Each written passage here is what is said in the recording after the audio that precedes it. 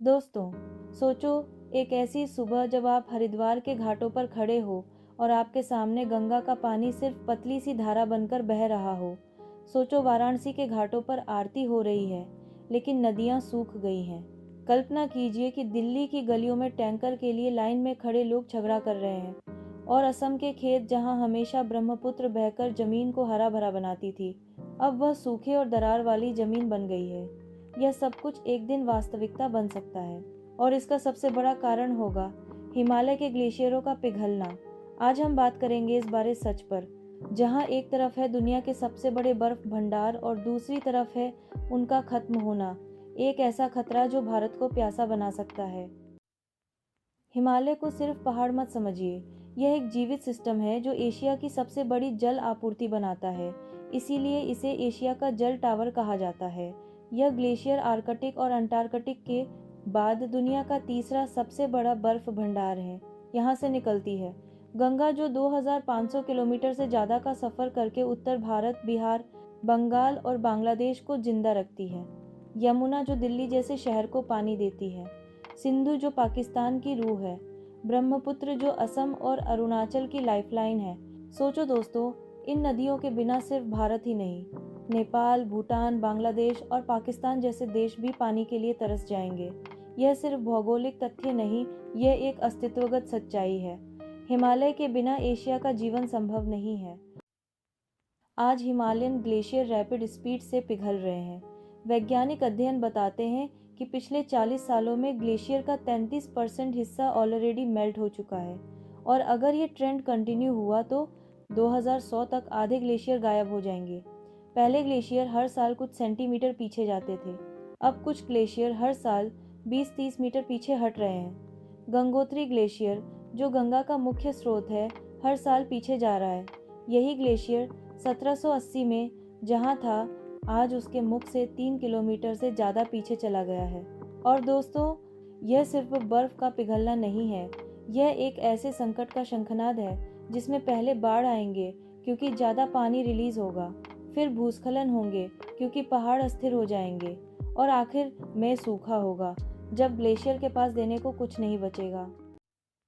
भारत के 40 करोड़ लोग सीधे ग्लेशियर फेड नदियों पर निर्भर हैं। यह सिर्फ पीने के पानी का सवाल नहीं है।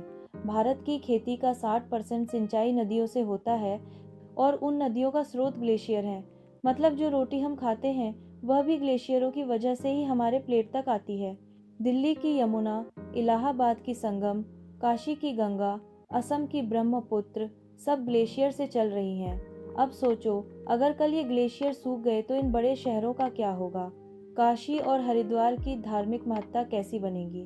यमुना के बिना ताजमहल के किनारे की तस्वीर भी अधूरी हो जाएगी। और यह सिर्फ सांस्कृतिक नुकसान नहीं होगा, यह एक आर्थिक आपदा भी होगी। जल विद्युत परियोजनाएं जो पानी पर चल रही हैं, वे बंद हो जाएंगी। कृषि खत्म हो जाएगी और शहरों में पानी के युद्ध शुरू हो जाएंगे। एक और खतरा है जो हिमालय के नीचे छुपकर बैठा है, ग्लेशियर लेक आउटबर्स्ट फ्लड्स, यानी GLOF। जब ग्लेशियर पिघलता है तो नीचे बड़ी झील बन जाती है। ये झील कभी भी अपना बांध तोड़कर नीचे के शहरों और गांवों को बहा सकती है। 2013 का केदारनाथ आपदा याद है। चोराबारी झील फट गई थी और उसका पानी एक सुनामी की तरह नीचे आया। मंदाकिनी नदी का पानी इतना तेज था कि पूरा केदारनाथ शहर बर्बाद हो गया। 5000 से ज्यादा लोग मर गए और अनेक लोग हमेशा के लिए गायब हो गए। आज उत्तराखंड, हिमाचल, सिक्किम और अरुणाचल में ऐसे 200 से ज़्यादा ग्लेशियर झीलें हैं जो कभी भी फट सकती हैं। मतलब ग्लेशियर सिर्फ कल का पानी ही खत्म नहीं करेंगे, बल्कि आज का वर्तमान भी ले धो सकते हैं। अब एक पल के लिए भारत के भविष्य की कल्पना करो। शहर जहां एक एक बाल्टी पानी टैंकर से खरीदना पड़े, गांव जहां खेत सूख गए हैं और फसल उगाना असंभव है, मेट्रो शहर जहां उद्योग बंद हो गए हैं क्योंकि उनके पास विनिर्माण के लिए पानी नहीं है।